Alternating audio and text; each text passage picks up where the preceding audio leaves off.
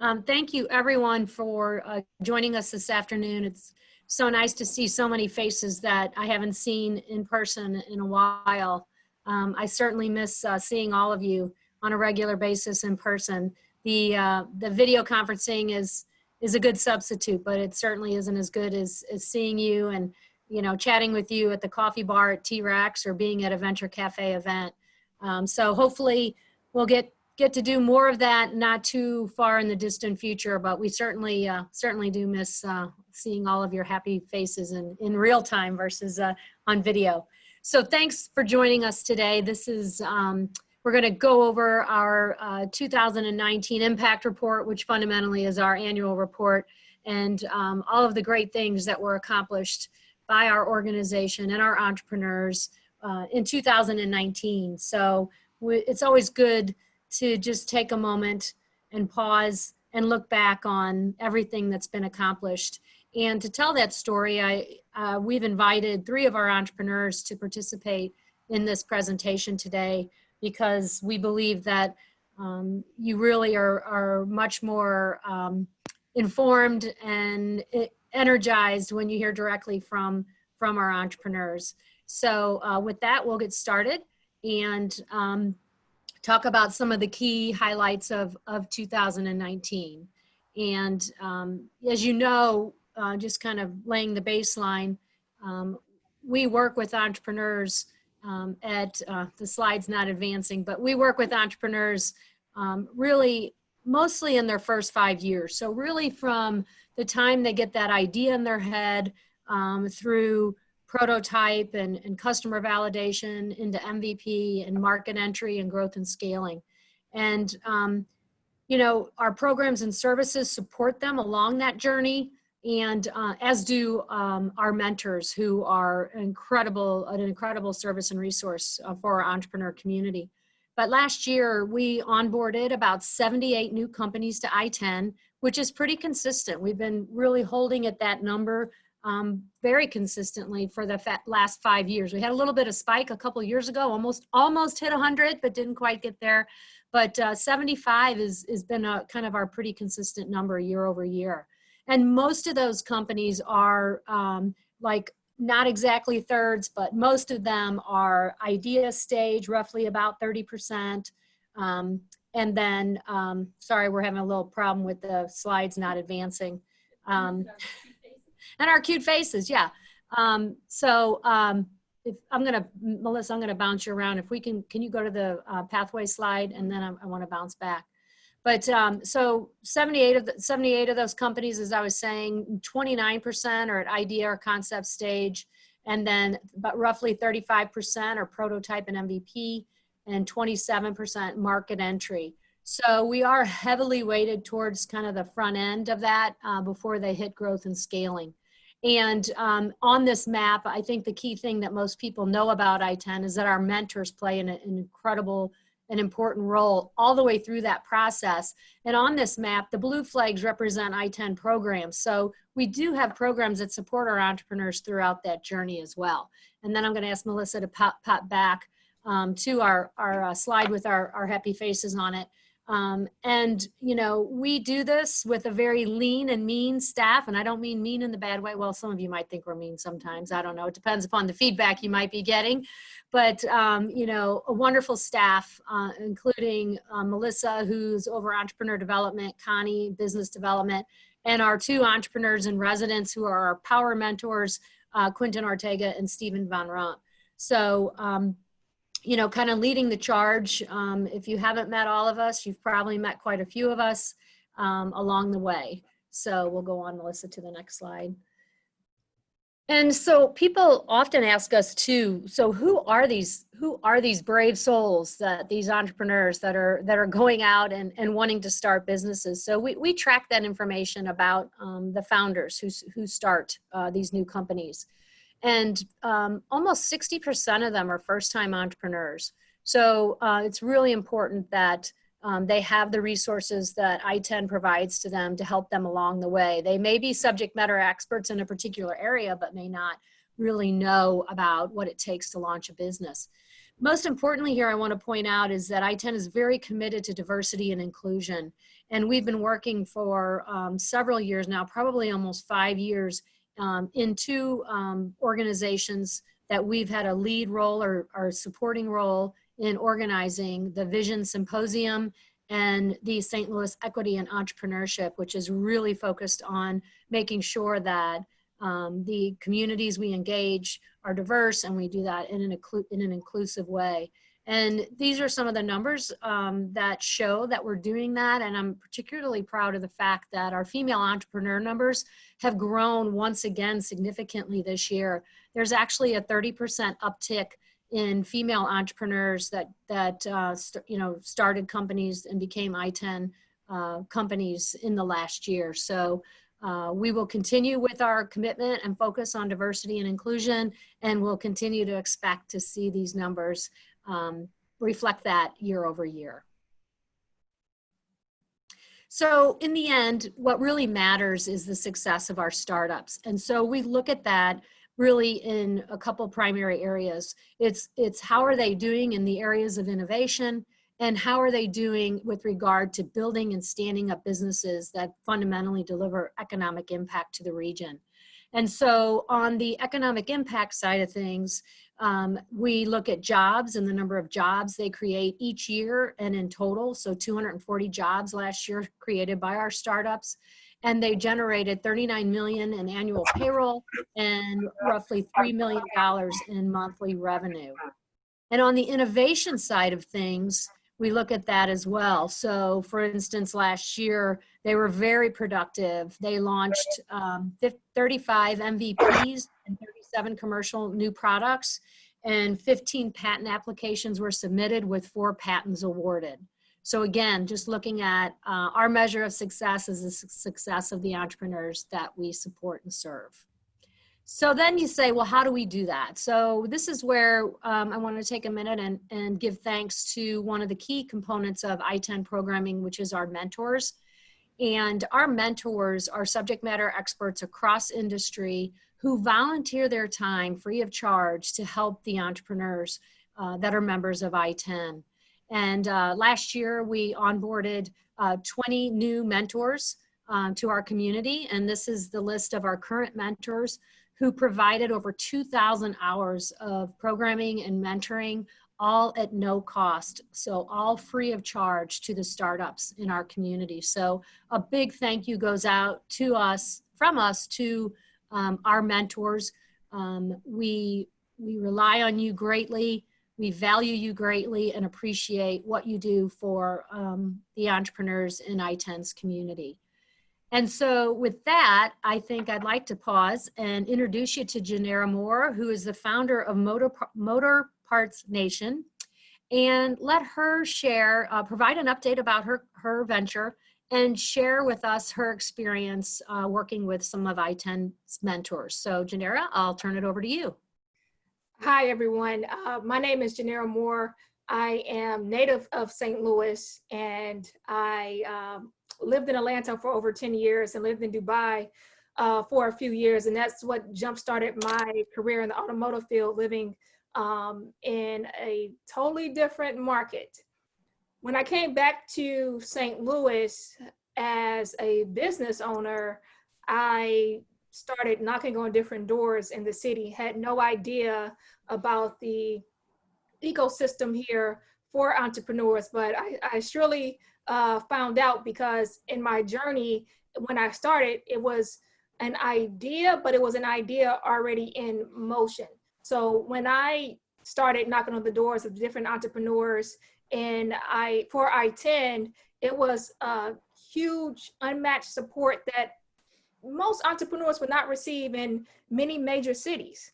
So I have to take pride in the fact that the ecosystem here fully helps entrepreneurs, even though I'm sure ITEN gets a lot of people that may come in and waste time. But I see that ITEN sitting there a couple of times, that they have a good filter to understand that is this entrepreneur going somewhere, this entrepreneur needs more support. So they would always divert an entrepreneur to say, hey, maybe you need to check out this boot camp, or maybe you need to check out some books to read, or anything that can help the entrepreneur. I've never seen ITEN turn anyone away, in which I thought that was so amazing Program because the slide. doors You that can kind of build that we're able pretty to knock quickly. on. So my company, Motorparts Nation, is transforming the lives of auto mechanics in West Africa. Can you imagine living in a country where you have to pay cash for your vehicle? Most of the citizens in West Africa, they can't rely on a bank for a car finance loan. So typically they pay cash. So you're talking about tens of thousands of dollars for a vehicle. So you can imagine buying a new car, and then naturally if it breaks down, which cars always do, then imagine trying to find a mechanic that can fix it. Well, 80% of the time, most mechanics in the country have not been properly trained. And I thought, well, I don't want to come into the market and just focus on selling auto parts from America. I wanted to find solutions around this. So within what I do, I don't just focus on selling auto parts. I also focus on technically training, upgrading, and empowering the mechanic. As you can see in my logo, it's a crown. It's a crown that represents empowerment. The colors is black and gold. As you know, gold is well known in Africa, but I think that the more I focus on the empowering words for my company, I was able to attract and pivot during this pandemic. As you may know, auto repair is an essential business. And by being essential, it's essential anywhere in the world. I spent the first 2 months of the pandemic, you know, the country that I serve is Ghana, and they were on lockdown. We were on lockdown. As everyone's on lockdown, I didn't stress myself. I just said, maybe it's a time to take a break. But it wasn't even a time to take a break. It was a time for me to inspire and motivate other entrepreneurs and other people and share resources. I didn't care if I shared a link that would possibly make you a competitor for a grant. It didn't matter to me. I just wanted to share it. It was just for me to share it.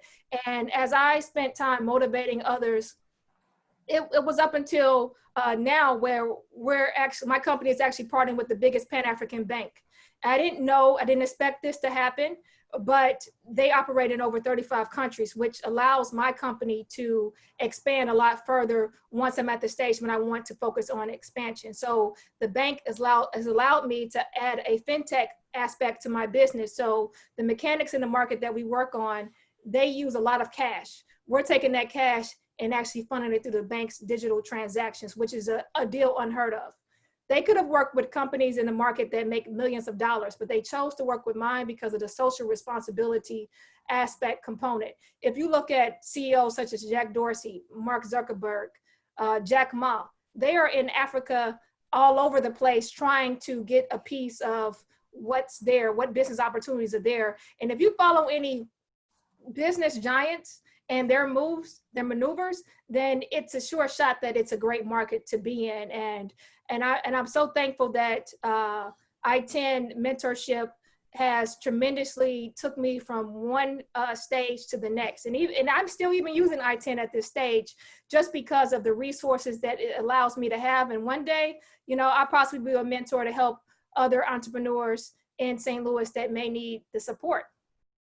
We would love that, Gennaro. And I'm sure all the lessons that you've learned and experiences you had would be absolutely invaluable to other entrepreneurs. So, and I know as a founder, you're very, very busy, but even if you have time today, we'd take your time today. So one of the things that we're founded on is the concept of entrepreneurs helping other entrepreneurs. Thank you for sharing your story.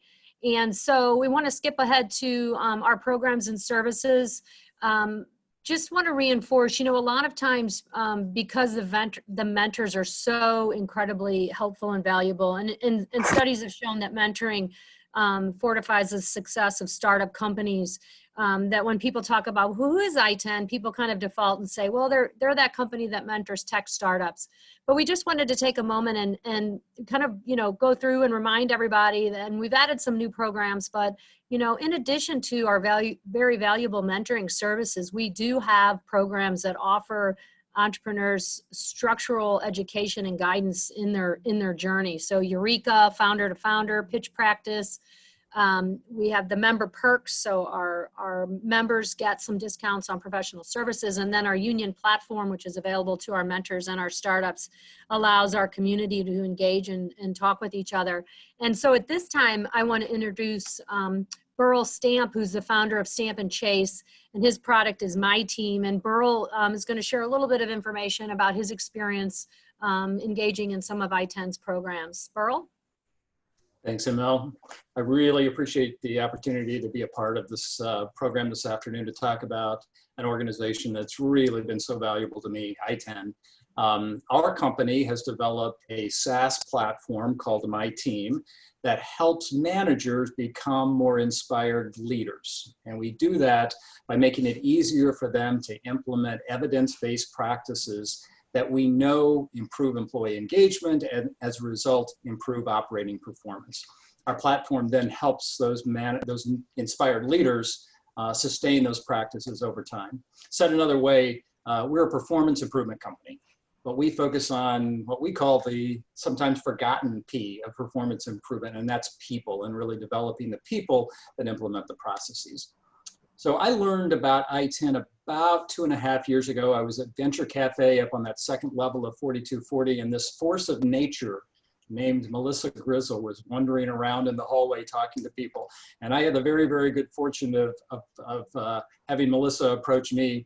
And as I learned more about ITEN, I remember asking a couple of questions more than once. So you're sure I'd qualify for this? And you're sure this is free? And she reassured me that both of those were true. And so my journey with ITEN has really been terrific. And what I want to talk about just really briefly are 3 of the programs that I've found really beneficial: pitch practice, founder to founder, and then what I'll call other really valuable stuff. So pitch practice, I think I was at the very first pitch practice back in early last year, early 2019. I am still bootstrapped. I haven't actually been out aggressively looking for investment quite yet, but pitch practice really helped me hone my business case, my business plan, my key messages. I got very, very good feedback, very candid feedback, not only from mentors, but also sometimes the most candid feedback is from other entrepreneurs. Like, what are you doing, man? What is this? You need to make this a whole lot clearer. So pitch practice has been really valuable. And then I attended again last month, just before submitting my Arch Grant proposal. So I found that to be phenomenally important and helpful. Founder to founder, I think, is kind of a underappreciated or under-tapped resource. I love founder to founder, where a small group of us get together. It's pretty unstructured. We talk about what's happening in our world. I love it because I always walk away with great ideas and great advice, but it gives me an opportunity in this theme of, as ML said, entrepreneurs helping entrepreneurs. I can share my experiences, I can share my advice, and hopefully that's helpful to someone. And then finally, there are 2 other key benefits that I've tapped. About this time last year, I learned about the Insight Fellows Consulting project or program at Washington University. I applied, I got accepted. And so I had 4 scary, smart graduate students from Washington University working for me last fall, taking a really deep dive into our competitive analysis. It was phenomenally helpful to me, and I would have not known about that had it not been ITEN. And then finally, just last month, I applied for AWS Activate. Our platform is hosted, my team is hosted on AWS. That's going to be worth over $11,000 to us over the next 18 months. So Connie, thank you. And now I'm finding as I cruise around on the AWS site, there's even more benefits. So again, thanks for letting me tell my story briefly. And I want to say thanks also to the staff. The staff at ITEN are just phenomenal. I really appreciate. They are lean, and sometimes they are respectfully mean when they need to be to tell you what you need to hear. But they also phenomenally encouraging. So thank you. Thank you, Burl. Thanks for sharing your story and joining us today. The other program that I wanted to touch on is our Investor Readiness program, which is really a cornerstone program for ITEN, where we help our entrepreneurs prepare to speak to investors really for the first time beyond friends and family. So they're going outside of friends and family to a public audience to ask for money and raise money for their business. And that program consists of our entrepreneurs and residents are working with companies at that time. the mock angel presentation process, very much like a Shark Tank experience. We prepare them for the due diligence process. And in the end, we provide introduction to the investor community once they graduate the program. And along the way, they too have the opportunity to take advantage of some service provider perks that are provided from professional service firms in our community. Last year, 52 of our companies raised over $30 million. And in tracking our 74 graduates of the Investor Readiness Program, they've raised over $200 million to date. So great success there, and great opportunities have come from that. I want to introduce you now to Muriel Gaither, who's the founder and CEO of Venku. And she is currently in the program and approaching her graduation. And so we thought it would be nice if Muriel could give some of her perspective about her experience in the Investor Readiness Program. Muriel? Absolutely. Good afternoon, everyone. And thank you so much for this honor of being able to speak during the impact report. My company, Venku, which we were formerly Outside 360, now Venku, we are a marketplace platform that connects people with authentic, unique outdoor experiences. So I'm not sure if you guys know this or not, but 144 million Americans spend a good portion of their year engaged in outdoor activities like hunting and fishing and camping. But many of them cite that some of the challenges that they face are really finding good quality experiences, especially that are close to them. So our solution is a robust platform that really literally guides people to discover and book these unique, incredible outdoor experiences in over 40 states across America. We provide all of the tools that hosts need to be able to create the custom packages that guests are looking for, and publish their listings, make them live for the entire world to be able to see and access. What we are doing is even more relevant now in a post-COVID world. Our platform is serving the greater good by increasing access to and increasing opportunities for people to recreate safely in the great outdoors. We are at the convergence of the outdoor industry and the fast-growing experiences economy, which puts us in a great position to help more people connect outdoors in the future. So ITEN has just been phenomenal. We have absolutely loved the program, and I feel at times kind of guilty that we have really just taken as much as we possibly can, soaked it all up.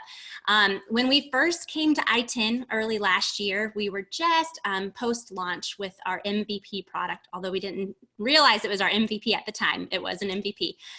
We really thought that we could just launch our website and people would come, and that was it. No, that is not what happened at all. So when we started to explore what kind of resources were out there, and resources that could help us really identify what steps we needed to take to grow in the right direction and to start scaling, we learned that there was this organization out there called ITEN, and immediately got in contact with them, and it was really exciting to get accepted into the program and just start learning about all of the different programs that ITEN encapsulated. So what we learned pretty quickly is that ITEN is the type of program that you really get out of it what you want to.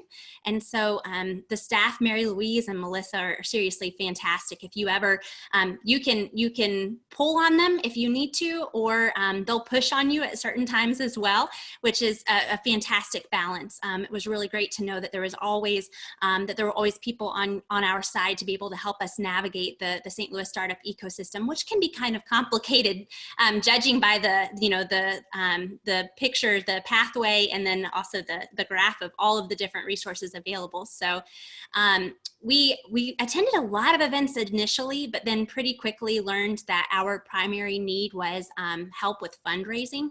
And so just like Burl, we found the pitch practices to be just a game changer.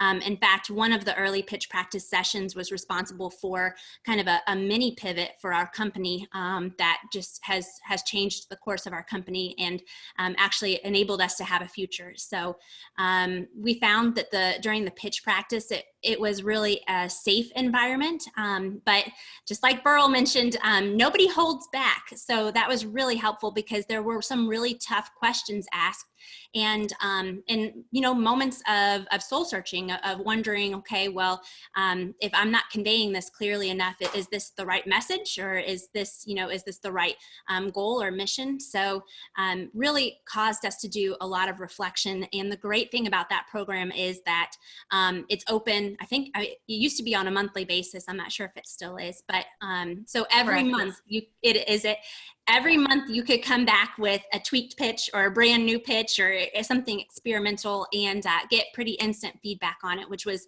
fantastic and definitely not something that was available elsewhere. I can honestly say that if it were not for ITEN, we would not have advanced to Arch Grant's finalist stage last year, and we would not have gotten into Capital Innovators.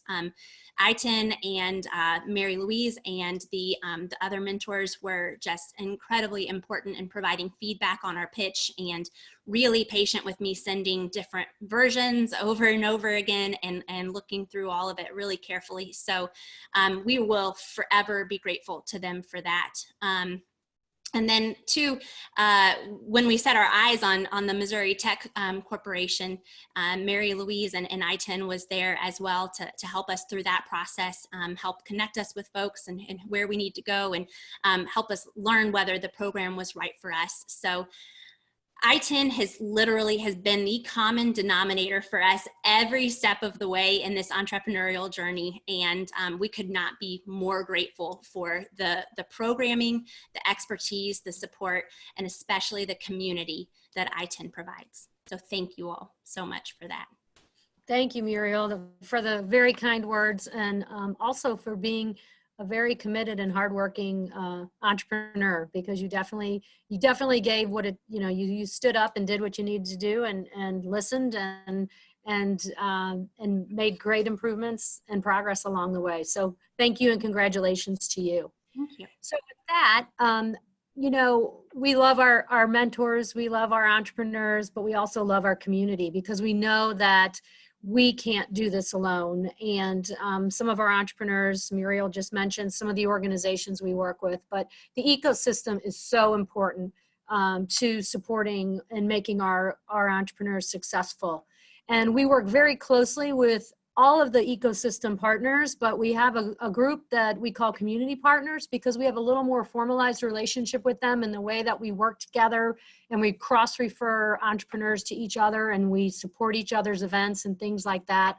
And also our sponsors, the generous people who write checks that support what we do, enable us to have these jobs and provide these programs and services free of charge to entrepreneurs. So we just want to take a moment and say thank you to our community partners, our you know, the other entrepreneur support organizations that are in the community, as well as those that provides financial support to us. And when we looked back over the last year, it was pretty amazing. I recorded and identified that the ITEN staff dedicated over 370 hours to our partners, our community partners programming. And we do that in the best interest of the entrepreneurs we serve. And the result of that is that ITEN companies made 647 connections to either new customers, business partners, investors, or had the opportunity to receive awards based on those connections happening. So those are the meaningful, for the time spent, the meaningful results around why our community and community partners matter so much to us and the entrepreneurs we serve. And as we look at the ecosystem dating back to 2008, the funders, the accelerators, community resources and facilities, the co-working space, it has grown and evolved. Since 2008, there were probably about 20 nodes on the map. And this is what the map looks like today. So it's grown significantly. It's approaching 100 entrepreneur support organizations in the St. Louis ecosystem. And if you can't tell, I'm a numbers person. I like numbers. I like data. And when we look at this, I think the most meaningful call outs to me as why this ecosystem is so important and so critical and why it matters is that ITEN companies represent 60% of Missouri Technology Corporation's portfolio. 53 have received ARCH grants. 23 are in Capital Innovators portfolio. Muriel mentioned they are one. 19 participated in Square One programming in the past year. And one of our newest partners, SLU Startup, they have the NSF I-Core program, which is focused on really early stage and the customer discovery process. In less than a year, we've referred 20 companies to participate in that program alone. So I just wanted to throw those kind of points, data points out to you, because this map is, you know, some people call it the kind of crazy spaghetti map. And it's like, how do you make sense of it? But to me, that's how I make sense of it. That's how we make sense of it, is looking at it and seeing how we're making connections on behalf of our entrepreneurs in the ecosystem. So as you know, we produce the impact report, and we also produce the ecosystem map, and they're downloadable from our website for you to access right now. So the new maps are up and available. But we're also very excited. This is going to be the second year that we have produced a digital map. And we were able to do that because of the generous support of Cara Stone. And this map is also on our website, and it is updated and managed and maintained in real time. And so it's really kind of the digital version of the ecosystem map, but it allows you more features and functionality, obviously. You can drill down if you're looking for resources or help in a certain area. You can click through, you can drill down, you can look at it geographically. But just wanted to say and stop and take a moment to say thank you to Cara Stone for supporting us and making sure that we can, for a second year now, provide the digital ecosystem map on our website. So don't forget that that's there for you, and that is always growing and evolving and changing. So I just want to say, before we move on to the next segment, I just want to take a moment and say thank you to all of you. It's really an honor and pleasure to work with these brave entrepreneurs that we support. We are so grateful for the support of our mentor community, all of those mentors that volunteer their time, the sponsors that provide us funding, and our community partners who, you know, we couldn't do it without them. And so community partners that are out there today, a big thank you to you. We'd also like to welcome Lindenwood University, who is a new sponsor of ours, and we're very excited about this new partnership. And we are currently working with a team at Lindenwood University right now to kind of develop our strategic program roadmap. And we are going to have some new programming that we're going to be introducing very soon. So look for an announcement probably in about 60 days. We'll let you know about that, and make sure that you're invited to hear the good news that's coming from that. So again, there's a lot to be thankful for and grateful for. And we're appreciative of you and all that you do. So with that, I want to really kind of try to stay on time here. Mark Graffagnini and his colleague Claire Tillmont are with us today. And as I mentioned, Cara Stone has been a generous supporter of ours in the last 2 years, specifically with the digital ecosystem map. So we want to thank you again for that. Mark is here today to talk about the impact of on venture capital from COVID-19 and what entrepreneurs should expect really probably in the coming year. Mark is the founding and managing partner of Cara Stone, which is a national law firm focused on transactional law, securities, and corporate financing. And when he left Silicon Valley and returned to his hometown of New Orleans to found Cara Stone, he's successfully worked with clients through various rounds of financing, exits, corporate governance, and fundraising strategy. Over the last 10 years, he's led over 100 financing transactions from seed to IPO. And the companies that Cara Stone has worked with have returned over $600 million to their investors. In addition to his role at Cara Stone, Mark's a busy guy. He's a partner at Calais Capital Ventures. It's a Series A capital venture firm where he's responsible for sourcing, screening, conducting due diligence, negotiating, and advising on portfolio company management. And Mark is, with regard to Calais, has been active in investing in the St. Louis community as well. So we thank him for that too. So with that, I will go ahead, Mark, and we're going to turn it over to you. Great. And I want to make sure I should be able to share my screen here, right? Yeah.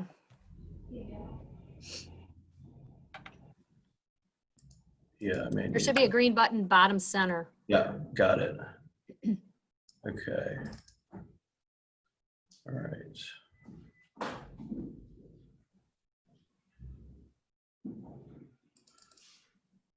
All right. All right, well, thank you, Mary Louise, and everyone at ITEN. To follow up on the presentation in general, for the last 10 years, I've had a personal and professional goal. Okay, sorry. Can you yeah. Sorry, guys. Hey,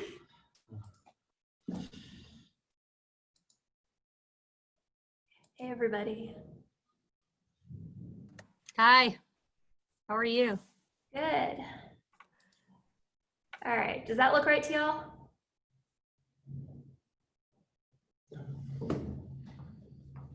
We're seeing the venture capital in the world of COVID-19 slide. Is that what you want us to see? No, not quite. All right, here we go. So do our best here. All right. So I'm Mark Graffagnini. I'm originally from New Orleans. I was in Silicon Valley for a while where I really got exposed to the world of angel and venture capital. And for the last 10 years, my main thesis as a professional that's been doing this for a while has been that the most vibrant companies of the future are going to emerge from places like Louisiana, Missouri, Arkansas, Tennessee, places that are outside of Silicon Valley for a number of reasons. Partially because some of those places have sort of become a bit of an echo chamber. I think, and to some degree, places on the coast have become a little bit out of touch with reality. And lastly, I think the final frontier for technological innovation is taking things from, quote, more traditional industries and doing technology around them. And, the results, I think, have been proven in the success of our clients. So the reality is we've done well over $1 billion worth of angel and venture capital deals over the last 10 years. And we do about 25 to 40 venture capital deals, meaning, $2 or more million per year. We've done over $1 billion worth of exits for companies, including, I think what was the biggest non-Silicon Valley IPO in 2018 for a company called Waiter. And I think that's a testament to the fact that smart investors around the world are looking at investing in companies in places like Missouri. And part of the mission that I've had for a number of years was to start bringing some data around the discussion about financing in places out of Silicon Valley, because I think what tends to happen in places with a lot less data about the actual deal market is that people speak in terms of abstractions, and therefore they're not as able to efficiently guide themselves toward getting checks that are written. As Mary Louise also pointed out, I've been fortunate enough to be a founding partner of Calais Capital Ventures, which is a Series A fund, does $1 to $2 million checks, and has a specific mandate to invest in St. Louis and more broadly Missouri companies, along with several other states that we look at in our investment criteria. So with that, I wanted to start off, before I get into what the numbers look like for the market as a whole in Missouri, to talk about what's on most companies' minds and most accelerators' minds. What is happening in the world of venture capital in light of COVID-19? And I think the first thing that I want to reassure everyone on is that most definitely venture capital groups are still investing. And I think that there are a number of venture capital funds that have paused new investments in new companies. There are a number of venture capital funds that are evaluating their portfolios, and there are a number of companies or venture capital groups that have to answer to their own investors about what the future holds. So I do think that for the most part, we've seen some pauses in some VCs investing activity, meaning that they've explicitly told clients that we've worked with, for example, that their investors, because if you don't know, you should know that venture capital groups are comprised of their own investors, usually called LPs typically. Some of them have had to explicitly hold and go back to their LPs and explain before they do new investment activity what their outlook on the world is going to be. There are some venture capital groups that I know have told us that their LPs have asked them not to do further capital calls. So again, if you want to peer a little bit behind the curtain in venture capital groups don't raise their entire funds like a company often does in one single closing. They call capital over a period of time, and then they invest that capital. So more than one venture capital group has told us and asked us to fill in maybe where they haven't, where those two things are going on behind the curtain. So I think that what's important for companies that are out there looking to raise capital, what's important for them to know is that there is a sense among venture capital groups that they do need to conserve capital for their current existing portfolio companies that might face trouble because of COVID-19. So there's going to be a preference in most funds that have been around for a while to hold back on new investments and focus on making sure they have enough capital to get their portfolio companies through the challenge. I think the number two thing that I've noticed both as a VC, but also in the deals that we've done in the post-COVID era, is that what I call fluff decks almost need to be taken out of the equation for companies. And what do I mean by fluff decks? Fluff decks are decks that a company might give at a demo day or a pitch event or a Shark Tank type thing that are more about the business and the team. They're kind of fuzzy in nature. They're explaining, I think, more about the business than most VCs actually already know. So as a partner in a venture capital fund, I get a dozen decks a week at least to look at that have gone through screening already. The decks that do not start off with metrics about the traction of the business are going to have a very hard time getting to even detailed conversations with a VC fund right now. So funds like Calais Capital Ventures that are investing in companies, we have a specific mandate. We closed the fund before COVID. Our LPs are expecting us to actively invest. We are looking for companies that are demonstrating traction, and we are looking for companies that are able to help reassure us that if anything, COVID is going to accelerate their traction, but more than likely it's not going to have a defining impact on the business. So if companies are sending decks without those kinds of traction-related metrics highlighted at the forend and addressing kind of the issue head on, if instead they're sending pitch decks or they're meeting people and they're kind of taking the I guess the more fuzzy approach about what the business is and the team and things like that, I think you're going to have a hard time standing out amongst the peers that you're competing with for financing dollars.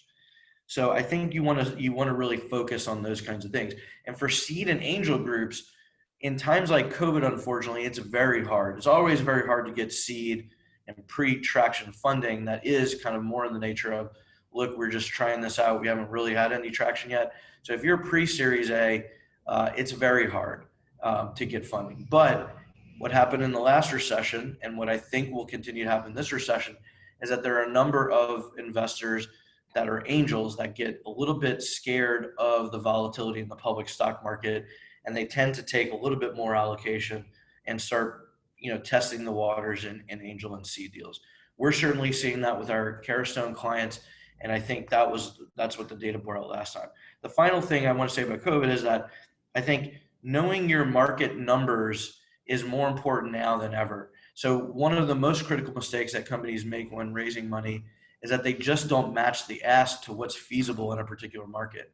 And I think that this fundamentally, the root cause of this is a lack of information, which is one of the things that we try to solve through vc.carastone.com. So we really dig into the numbers and all the markets where we're active, where we represent clients and where I'm an active investor. And we usually start with an overview of the system. So if you look at Missouri as a system, which I think is the right kind of framework, you'll see that it's fairly healthy compared to similar sized states. In fact, at the end of the presentation, I'll get into why I'm pretty optimistic overall about Missouri. But in general, in any given year, about 75 financing deals happen for venture capital in Missouri. And those are a combination of late stage, early stage seed, and kind of mid stage companies. But we peg the number at about 75. And I think although most of the time people in policy making or maybe accelerators are most interested in this number because they want to know like how many of our cohort companies are the ones in this number, I think that's valuable. I think founders should pay a lot more attention to it too when crafting their fundraising strategy, because ultimately what it gets to is what are your chances of being one of the 75 deals that are getting funded that year. I can tell you if you look behind the 75 and you drill down, you'll see that probably about a third or so are going to be early stage, and you're going to see the rest divided between mid and late stage. So you might say, well, I have a 1 in 75 chance, but really it's actually much lower. So it becomes incumbent upon the top performing founders. You have to be an expert in your business, but as you're navigating fundraising, you have to be an expert in the financing market, the venture capital financing market, both in your home state, then in the central of the United States, and then you have to kind of know what's going on the coast. So without that knowledge, you're basically almost guaranteeing that people that do that homework are going to have a better edge over you when competing for limited dollars. So I think that's the main thing. A tremendous amount of money has actually been raised in the last 9 or 10 years. Close to $2 billion has been raised over that time period. And there's about $215 million worth of venture capital put into Missouri-based companies in any given 1 year period. So that's kind of the breakdown. But again, in these smaller markets outside of New York and Silicon Valley, you tend to see the numbers. You have some later stage deals in each year that account for a big chunk of that 215 million. So as you're thinking about where your round sits into everything else, you need to kind of gauge that. So where do I see this most applicable? When companies are coming and they're telling me we're pre-revenue, pre-stage, but we're raising $3 million out of $10 million valuation. You are going to have a very hard time doing that unless you have some very, very exceptional things that are going on. But with the right information, you can adopt, a milestone or tranche-based strategy that gets you where you need to be with local investors. And that's the number one thing that we believe. Another key thing that I think that founders need to know is what is the average and median deal size? And that's kind of the starting place. So once again, if you're looking at the market as a whole, you want to kind of know, all right, what kind of deals on average are Missouri companies raising? And typically it's about, on average, a $2.8 million round. So that includes the big ones, the really small ones. You make an average of that, it's about $2.8 million in any given one round. Any given one deal, the median number is only about 800,000. So again, information like that ought to prompt either an advisor or a founder to benchmark what their ask is to what the market is actually bearing out. And you should realize that the market data that we collect is basically reflecting deals that have closed. So it has a closing bias, but that's really solid information here because you want to know what are people actually raising, not what are people asking for. So there are a lot of companies, for example, that are asking for way too much money that their current traction cannot support, and then they fail. And then people say, oh, it's really hard to raise money here.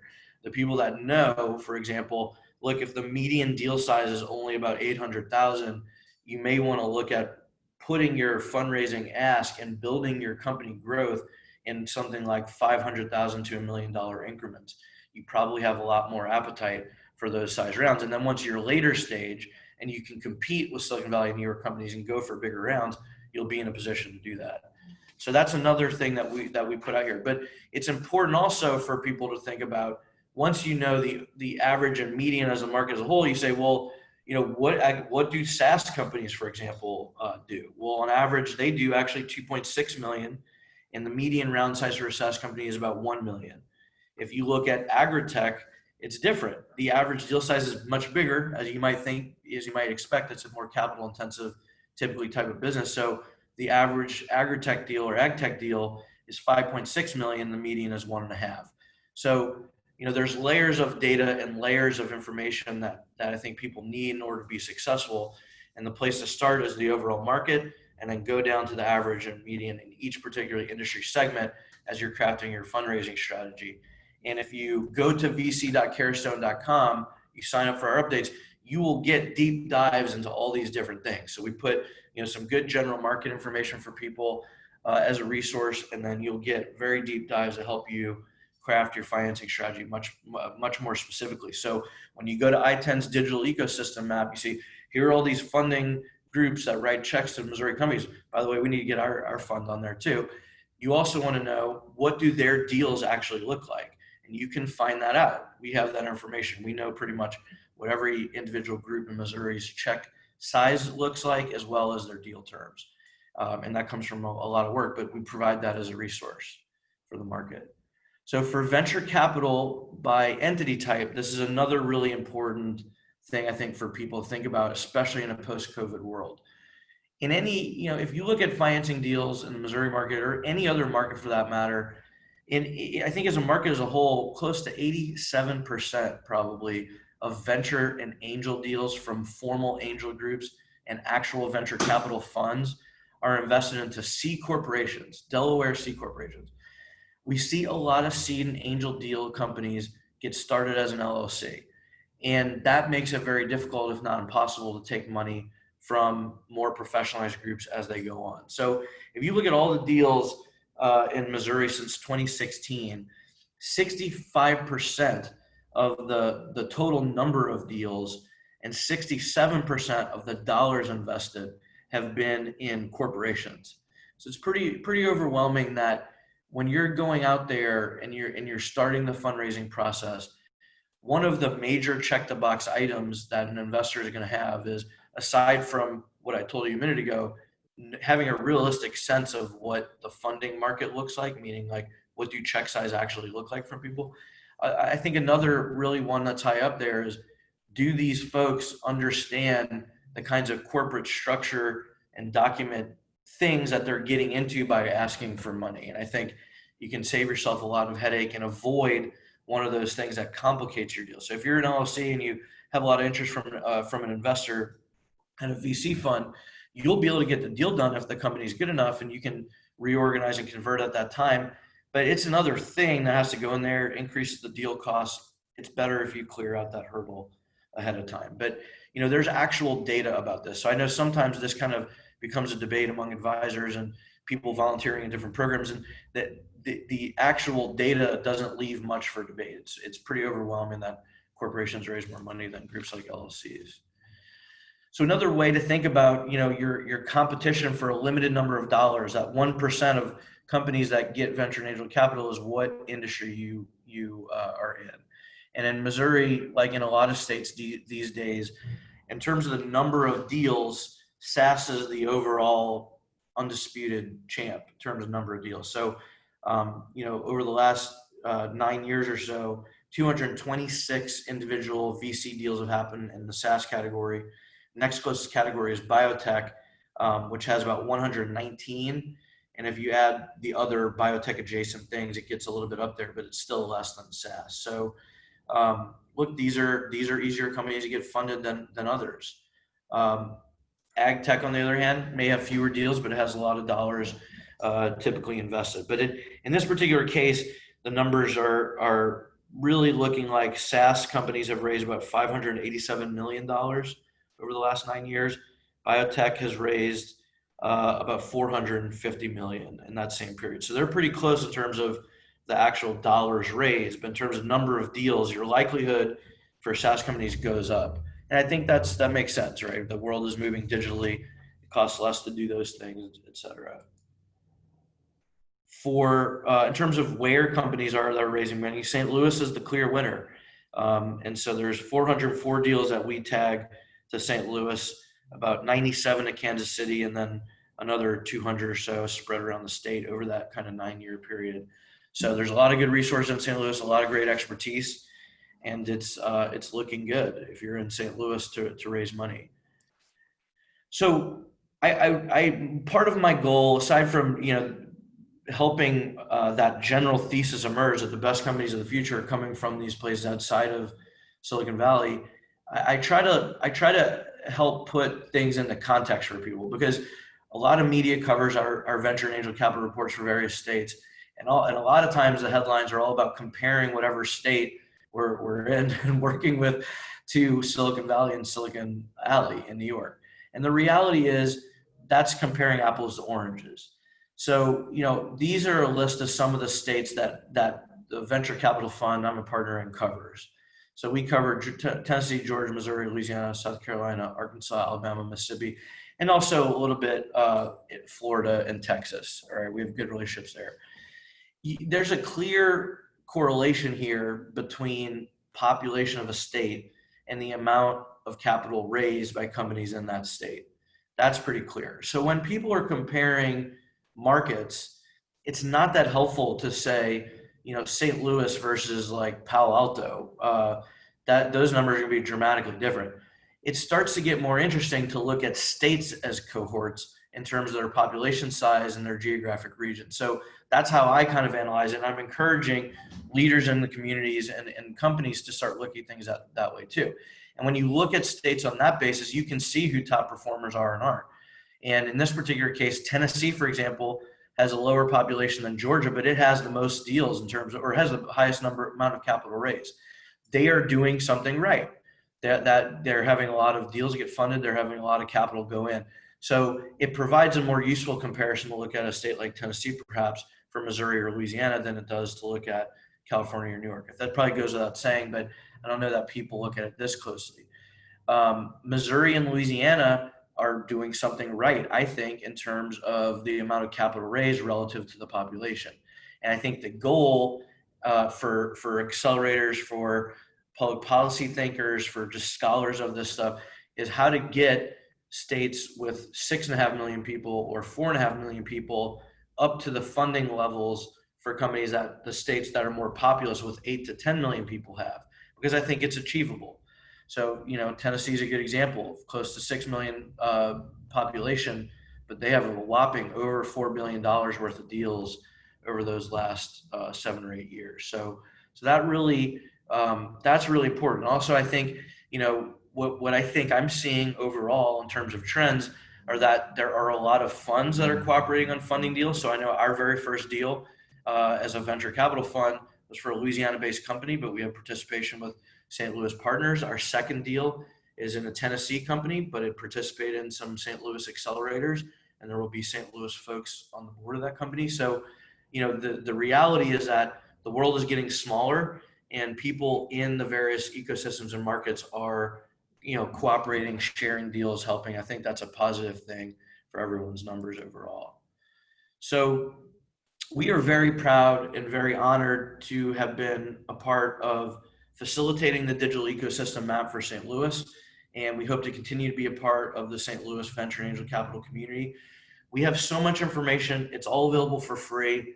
We're always happy to help answer any questions you might have, think about things with our fundraising cap on, and do what we can to help you, whether you're part of an accelerator, you're advising companies, or even if you're a venture capital group looking for further information. So thanks again. I'm happy to answer any questions.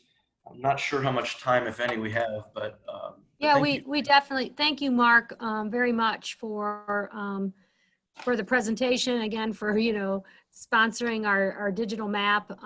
And yes, we have time for questions. So if anyone has questions and want to submit them via chat, please go ahead and start doing that, and we'll get to those as best as we can.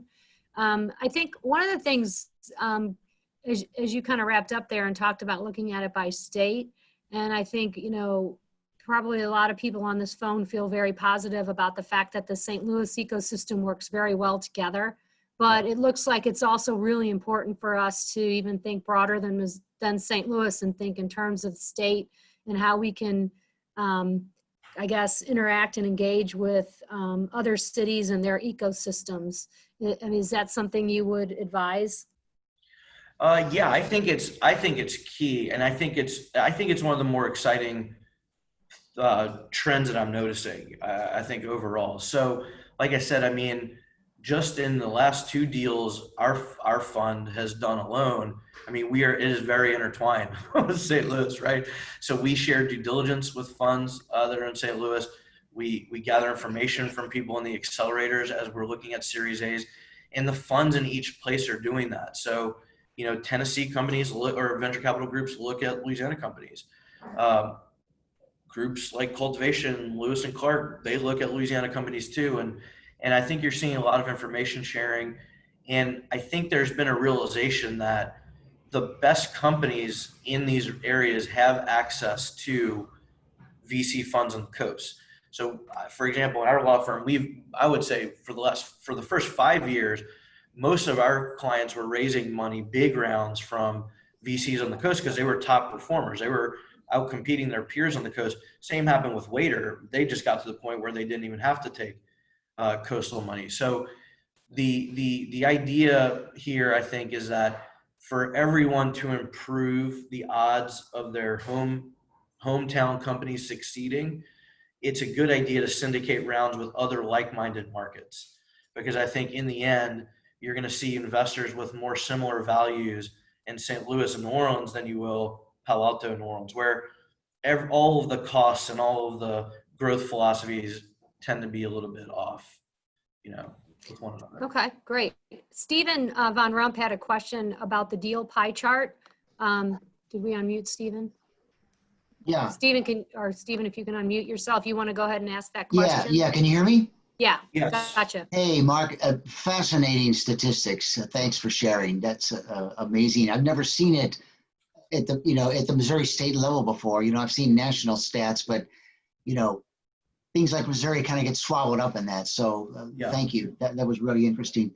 On the pie chart, you identify, where you identify by deal type, where most of the deals are going. You have a number of industry segments, sectors identified: healthcare, pharma, agriculture, retail, manufacturing, so on. And then SaaS, those are clearly industry segments. To me, the way I think about SaaS is it's a technology type, and you can find SaaS platforms in all of those industry sectors. So what does SaaS mean exactly in that context?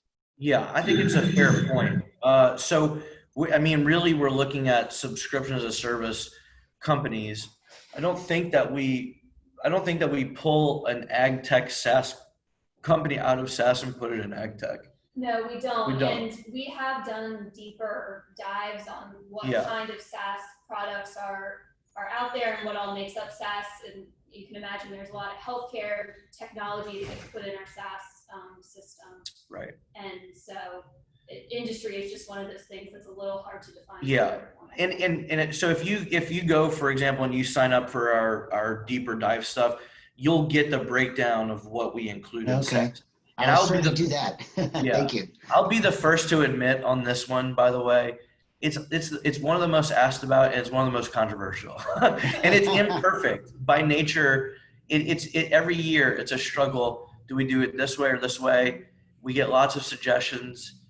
We're relatively happy with the breakdown because in the end, the utility of the information, I guess the way we think about it is to guide both investors building a portfolio to help know what it would look like if you're indexing a market, but also to guide companies where they're most likely to. So I think that's, so yeah, I'd love feedback on it if you want to take a look and email us, but. Yeah, I'll do that. There's lots of deals that are hard to categorize, so not surprising that there's no perfect way. Thanks. That's right. Yeah. And Quentin Ortega, our other EIR, has a question about the length of time needed to close an investment due to COVID. And, should more time be expected? And do you have any thoughts on, Absolutely. how much, Definitely. So let me use a good example. We, in the first quarter for the fund, we had a deal, and it was a very big Series A, and there were lots of different funds participating, which is typical in these bigger Series A's. You have 3 or 4 funds sometimes, and all of the money was essentially committed. We had a closing date and it was all set to go. But, you know, different funds have different things that influence when they can wire and fund. And COVID played a role in that. And so I think what you're seeing in general is exactly what I'm saying. There are a number of funds that have committed to deals that were supposed to close before moratoriums in certain places. And there are a number that want to do deals, but they're having to add a layer in their own process. So again, peeking behind the curtain for VC funds, you know, basically, and if companies don't know this, again, they should. Companies are pitching a partner and an analyst or something. Those analysts and partners are pitching their investment committee.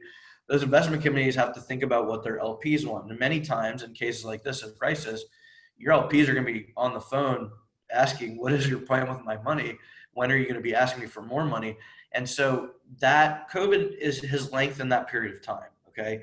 Without a doubt. A lot of people put pencils down for check writing purposes and they pick them up to start doing their own presentations with their own LPs on the venture capital side. We did that. We never stopped investing because our mandate is clear. We don't have anyone who has to rebalance their portfolio for their allocation to us. But if you're a fund out there and you're working with a public pension fund or other institutional investors who are very sophisticated, and part of what they put into a VC fund depends on what their public stock asset portfolio looks like, there is going to be time changes. So if you're a company, if you're one of the companies that are out there dealing with the institutional type VC funds, you should expect a longer closing period for sure. You should expect an extra layer of due diligence that is going to try to verify pre and post COVID things. A good example of that might be, we've seen a number of health 2.0 type companies who they're going to see a rush in the number of signups, users, clinics. I mean, this is just a fact of the current environment. And most VCs are going to want to try to triangulate how much of this is a post-COVID bump versus what you were doing before. And that just takes more time. So in general, in the length of time to close, usually we give people that we help raise money for, we say, look, it's going to take, unless you're coming to us with people ready to write checks, it's going to take at least 2, but probably 2 to 6 months, right? And most funds have something like a 60 to 90-day due diligence program, no matter what. So I would extend that by a couple months at this point on the length of time per deal. Good to know. Dan Davison asks, within SaaS, which B2B business functions seem to be ascending? IoT, supply chain, other? Yeah, ascending in terms of, I think, the number of deals, I don't know that offhand, but I'll tell you what I've been seeing lately. What we've been closing are things like IoT and supply chain. So things where I guess I consider, St. Louis and Missouri in particular to have a bit of an advantage. So we're seeing some legacy industries involving transportation logistics, making those things more efficient. Those are the ones that are closing deals right now. And I think, those are a good example of companies that there's going to be pressure to increase efficiency long term, absent COVID, but with COVID too. People are looking to make those things better and save money. Okay. And then Steven's asking, does Missouri have a sweet spot in terms of deal type, sector, or maybe that's specific to a city like St. Louis, but are you seeing kind of clustering or sweet spot, kind of anything going on in Missouri or in St. Louis? Yeah, I think in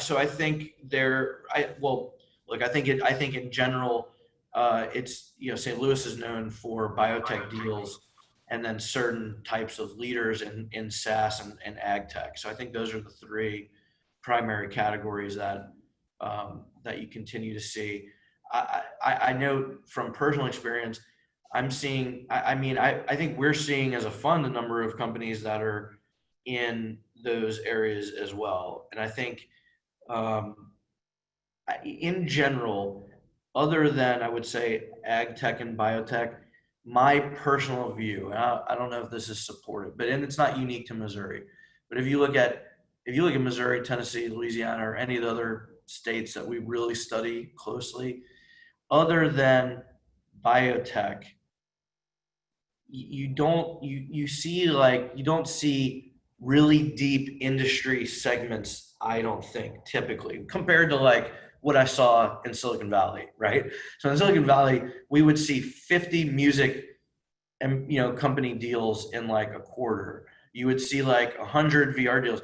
You would see 1,000 solar panel efficiency companies, whatever it may be. I don't think that these other markets are that segmented. I think that what you find are people who have the ones that are succeeding, getting to the top, fundraising and exiting, are typically founders and entrepreneurs that are coming from an industry and had some success in it and are building upon that with new technology. So I think, I feel unsatisfied with my answer, but I think that's what it is. If that makes sense. That's okay. We're definitely in uncertain times. So I skipped over Alon had a question. So I want to go back to that, but now I'm a little out of context. So Alon, you might need to unmute yourself to help us along here. But you asked a question about in post-COVID world, what habits do you think will remain? Are you talking about investor related or entrepreneur generally, or kind of what's the context of that? Yeah, I'm just curious in general about on the investment side, but also just on in general kind of behavioral aspects. I'm just curious to hear what you think will remain once things kind of die down from the pandemic.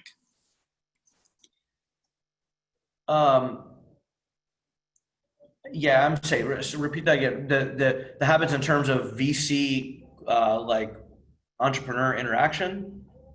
I guess I'm more curious just in general. I mean, what do you think on the consumer side, on the business side? Do you think behavioral habits are going to remain? Obviously, things have, went completely work from home. People are working out remotely. People are doing all these things remotely, and a lot of stress and mental health. I'm just curious if you have any thoughts around what do you think will kind of remain once people can go out and meet each other? Okay, this is a great question.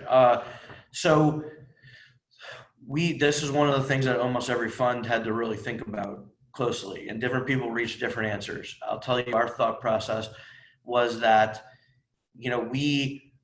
at first there was a tendency to be like, oh, this is opportunistic. This is maybe a key area for these everlasting fundamental change. And then we stepped back and we said, what is venture capital investing? And this is what I believe it to be. I believe it's finding inevitable changes in the world and the investors or the entrepreneurs who are taking advantage of those changes and expediting them for good. So whenever you have a black swan event or whatever you want to call it, I don't like that term, but whenever you have a big event that creates an issue, the question is that something that reversed those inevitable changes? And in general, we say no. So like, for example, I think remote work was an inevitable trend that would be accelerated regardless of COVID. It will continue to accelerate in the short term. And then the long term, maybe you see a little bit of bounce back effect. I don't know. I think that we in general think that when it comes to on-demand apps facilitating things being done, there's still a lot of room for growth. So Uber and Lyft started with transportation from point A to point B.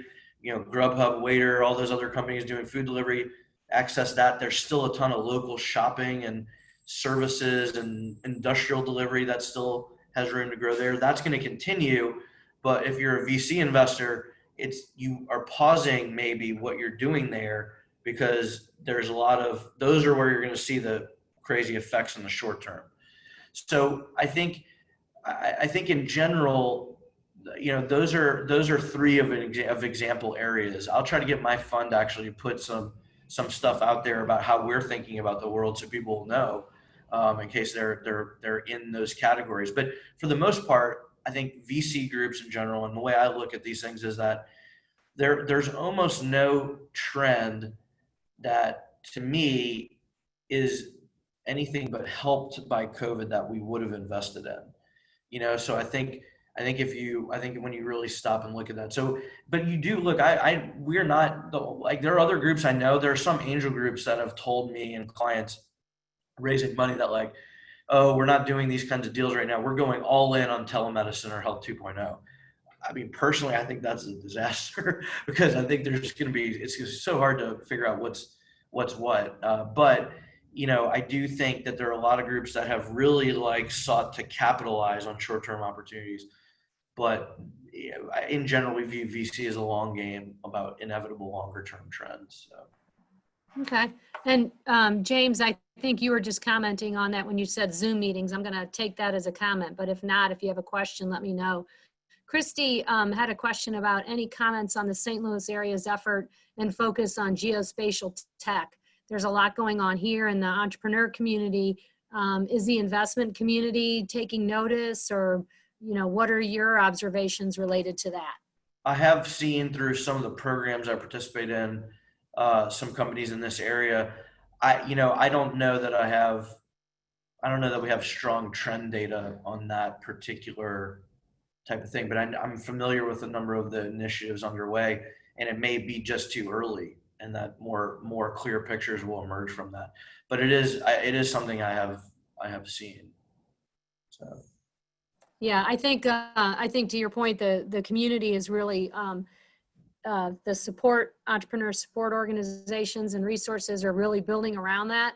So I think once that's established, then the entrepreneurs will come and the investors then will follow. So it's probably early around that, but there's definitely a lot of work going on at the entrepreneur support organization level to build that industry segment into the St. Louis ecosystem in a really disciplined way.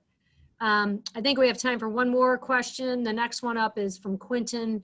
Agreeing with your points about traction being more impactful during a raise at this time with COVID, do you think the bars for traction have raised around ARR, et cetera, and how much ARR matters now versus before for investment to be something entrepreneurs should pursue? Yeah. In your humble opinion. Yeah, in my humble opinion, I think COVID or no COVID, the bar has been raised on those things anyway. So again, there aren't hundreds of companies in any given market that are hitting like $1 million ARR number, but there are a solid 5 to 15 in every market we cover every year. So if you're looking for Series A funding at $1 to $8 million, that is kind of the bar. It is. And I don't know how widely it's discussed, really, because I still feel like it's kind of mystified. But that's what it is. It's $1 million plus ARR, or you're on the verge of it and you're going to kind of blow past it. And I don't think that's changed because of COVID, but I think it means that if you're on that cusp of like that kind of metric versus another company, I think that is where it comes into play post-COVID. I think people are more conservative now than they were without this disaster. And so what traction is about for an investor is demonstrating that they're fueling growth rather than pivots or new technology development, all of which carry a lot of risk without a lot of data to support the investment decision. So I think for most Series A funds, that ARR stuff is going to be super important. And I think it's going to be really hard to get investment without that kind of traction in this environment, unless you are one of just those super rare opportunities that that's kind of like a given number once your funding's done. So an example, if you're a CEO that took a company public in a $500 million deal and the company's worth several hundred million now or whatever, you might be able to go raise money pretty easily without that kind of revenue traction. If you have not done that, or you've not been part of a team that's exited before, that is the bar, whether people want to openly admit it or not, for A rounds. For seed rounds, your traction is different. It's defined differently. And all of the different seed groups and individual angels that do seed deals, they all define it differently. And so the exercise for people is really about appropriately defining what your traction milestone should be, and then raising around them and convincing people that you have that mindset. That's what the exercise is for that. So hopefully that helps. Yeah. Thank you. So we are right at our time for stopping. So perfect timing. Stephen's got a question. Stephen will follow up with you on your question. I want to thank Mark and Claire. I know who's working there behind the He scenes just answered it. for Emma. joining us The today. key person. And giving this presentation, but also your support of ITEN. I want to thank also Team ITEN, Melissa, Connie, our EIRs, Stephen and Quentin, for all you do, and our mentor community. You're fabulous. And our community partners. We really couldn't do it without you. And for all of you who joined us today in the broader community, thank you for being here. Thank you for being a supporter of ITEN. We appreciate you and all you do. And don't forget to download and share information about the report and refer tech entrepreneurs to ITEN. And everybody stay well, stay healthy, and stay in good humor. Take care and have a great day.